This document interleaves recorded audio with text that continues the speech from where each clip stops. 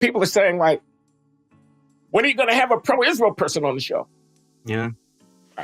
To which I'm saying, okay, fair enough, I will.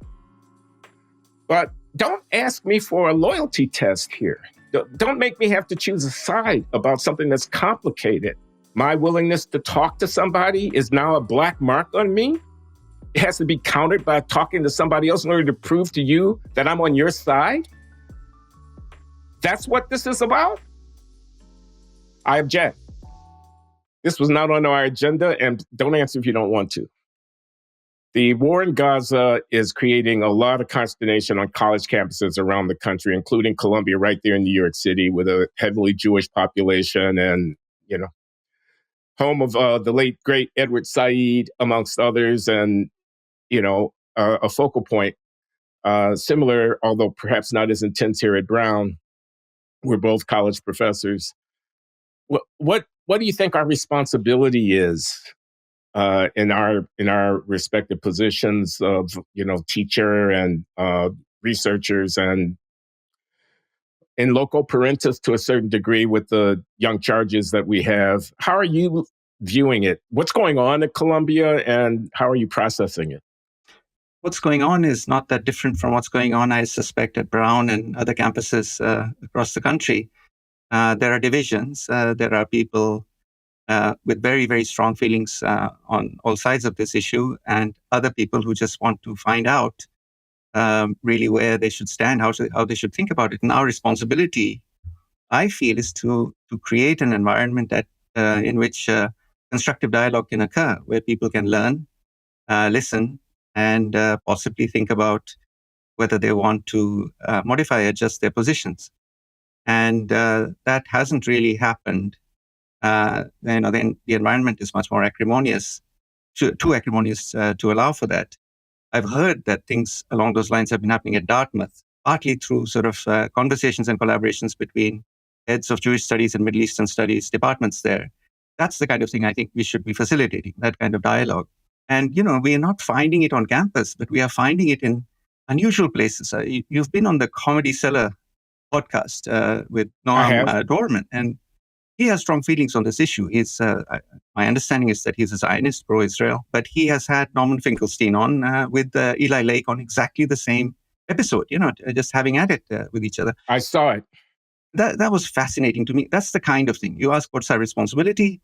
I feel that these voices, no matter how fringe they may be considered by people who oppose them, ought to be brought into contact with each other. And it's not happening really on campus, but it is happening in various places in the podcast space. It's interesting that you mentioned Noam Dorman, who's the proprietor of Comedy Cellar and host of this podcast that you're talking about.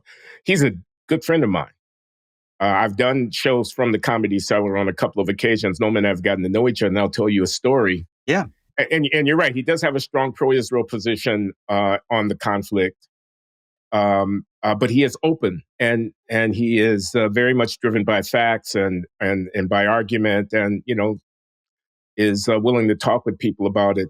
His relationship with Finkelstein, for example, is almost comic. The Comedy Cellar is an appropriate venue to see these two guys going at each other. Yeah. But the story I want to tell you is that Noam called me up and he said, can I come up and take you and your wife out to dinner? He lives in New York City. I live in Providence, Rhode Island. As you know, it's a 3-hour drive. Yeah. He comes up in the company of Coleman Hughes and their respective spouses. Coleman is engaged, his fiancée, and Noam's wife. And they take Lawan and I out to a very nice restaurant, very nice dinner, I don't know, 4 or 5 hour dinner. And apropos what you just said about what the role of the university is at a moment like this, he comes with a bag full of books. Wow. For me. Wow. To educate me, as it were, about the history and the nuances and whatnot of this conflict, which is 100 years old. Yeah. And I've been reading several. I've been reading Benny Morris's One State, Two State, for example, which is a review of the arguments about how you create the political foundation for a multi-state resolution of the Jewish and Arab population conflict in Palestine. Anyway, I've been reading the books. I'm getting an education, and no one's coming on the show, That's the great. Glenn Show. That's great. He has had, aside from the episode with Finkelstein and Eli Lake, he had Benny Morris on. And Benny Morris is interesting because Benny Morris has characterized, and he did so on the show, the situation in the West Bank is as similar to apartheid, based not on race, but on nationality. And that, that ruffles quite a lot of feathers. And Benny Morris is not in any sense affiliated with the Palestinian cause. He's very much a respected Israeli historian, but he recognizes that the conditions on the West Bank, not in Israel proper, but on the West Bank, are comparable to apartheid, and he said so. Now they went back and forth. I mean, I think Noam. But what's his position on the war? I don't know what his position is on the conduct of the war. I think he sees the war itself as somewhat necessary, but he's one of the many eminent signatories to a letter a couple of months before the October 7th attacks, which pointed out that the conditions on the West Bank were leading to a catastrophe for Israel. So Benny Morris I find to be an interesting character, but also Rashid Khalidi at Columbia. So they are coming at it from very different. Well, from very different points. Have you read Ilan Pappé's book at The Ethnic Cleansing of Palestine? No, I have not. I honestly, to tell you the truth, I've been trying to absorb as much information as I can because I want to be informed about this situation. But given all I'm interim chair of my department. My chair is on leave. I have, I'm completely swamped with other things, so I can't read a whole lot of books. But I'm trying to listen to the podcasts and newsletters and just try to learn as much as I can, as indeed I think our students want to do. Now, this is a classic self-censorship situation here. Yes, absolutely. Rajiv and I have been talking for, 25 years about this socio-linguistic phenomenon of not being willing to say exactly what you think in social companies for fear of others making an inference about you based on what you say that is adverse. And all the complexities that go in on that. I have if I may, classic essay that was published in the journal Rationality and Society in 1994. That's coming up on 30 years, which elaborates on this, and others have written about it. And there's a lot to say. But people want to know what side you're on. You're talking that, I'm getting this here at the podcast, and I apologize to those who may be followers of the Glenn Show and who are disappointed with the set of guests whom I've had to talk about this issue. I had Omar Bartov, my colleague and historian, very distinguished historian of genocide studies and of Holocaust studies on the show. He wants the war to stop. He's calling for a ceasefire. I've had Norman Finkelstein on the show. Norman, not to talk about Israel or Gaza, to talk about his book on woke intellectual corruption. I read that book after listening to him on your episode. Cover to cover, I read it.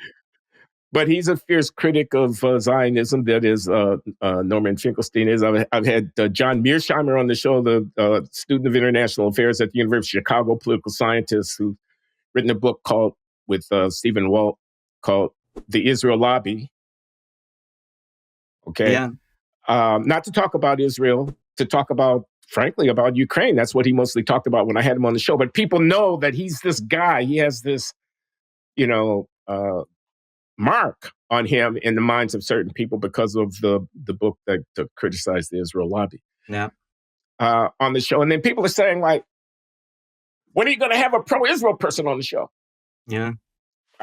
To which I'm saying, okay, fair enough. I will.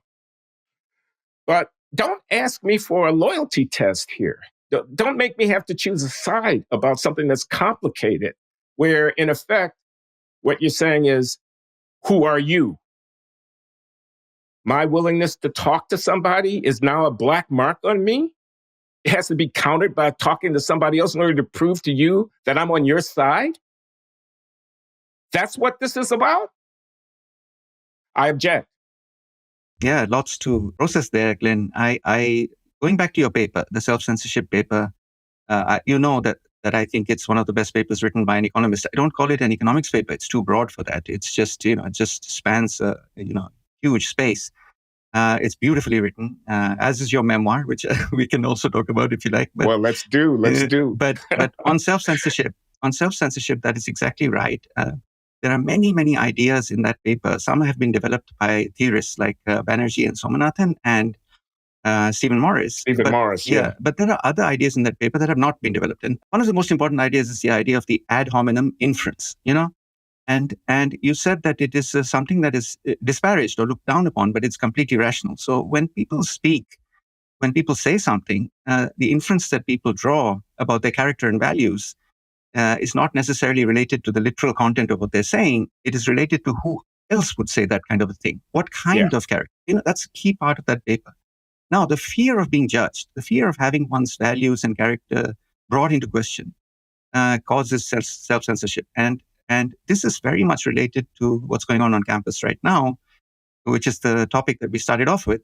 Many, many schools are considering adopting principles that were codified in the Calvin Report, 1967 report out of Chicago, which argued for university neutrality. Let the university itself, and even maybe divisions like departments, not make statements on political issues of the day unless they directly involve university affairs, so that faculty can be free. The Calvin Report says, faculty ought to be free to take positions, no matter how extreme, no matter how out of step with the mainstream.